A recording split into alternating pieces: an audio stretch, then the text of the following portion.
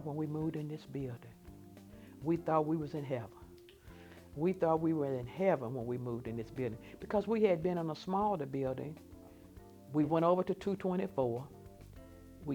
All of us lined up on the outside. We just sit around and up the steps, however we could do it.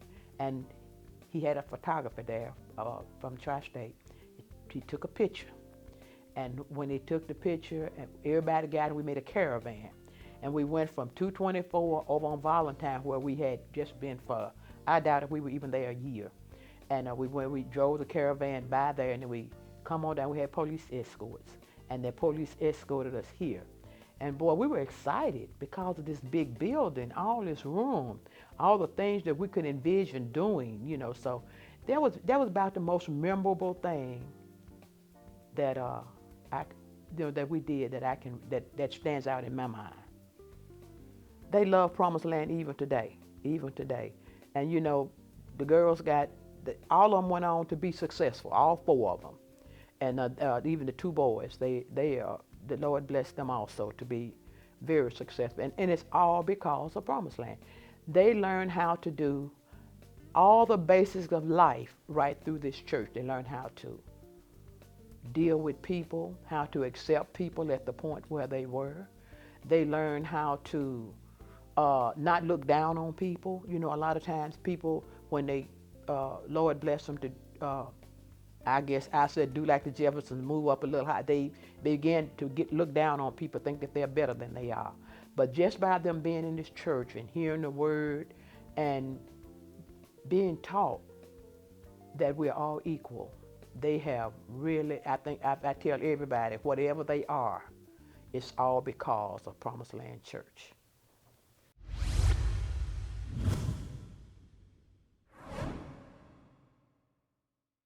Well, Promised Land is my family church home.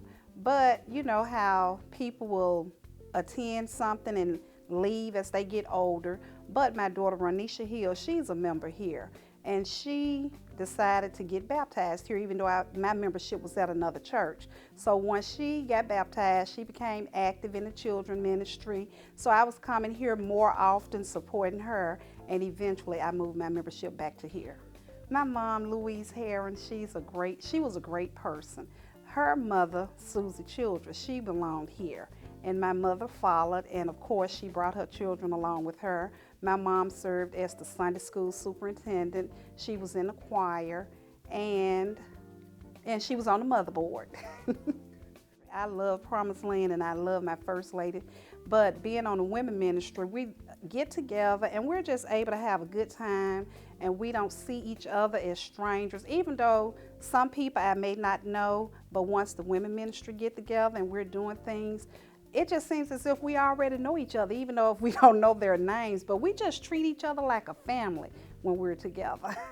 Promised Land has changed my life. As I mentioned, my daughter, Ronisha, she's a member here as well. And I can remember when she was younger, and when I would pull out the parking lot on a Sunday morning after Pastor Shelton had spoken, this little voice would start talking to me about whatever his message was about. And so we would conversate. I would have a conversation with her about Pastor Shelton's message.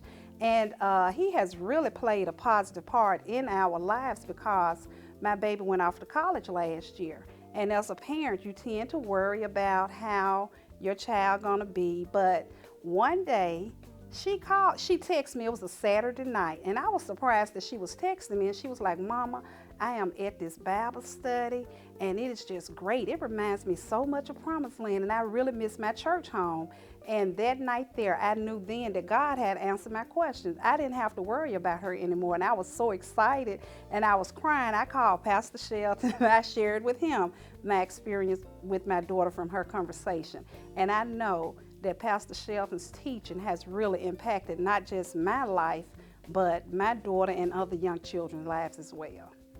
The ones who have influenced me the most are Mother Joyce Garner, Sister Luella Coleman, Brother Jimmy Daniels, I call him my brother, as well as Mother Sarah Calicut. They have led by an example. you know, when you're watching people, you can see what they're doing, and they've never chastised me for anything. They've always offered words of encouragement. If it was anything, they would come up to me, especially Sister Coleman. She's very sweet. She would come to me and just plant anything encouraging. After I lost my mom as well as my father, they were just very instrumental in helping me get through that process.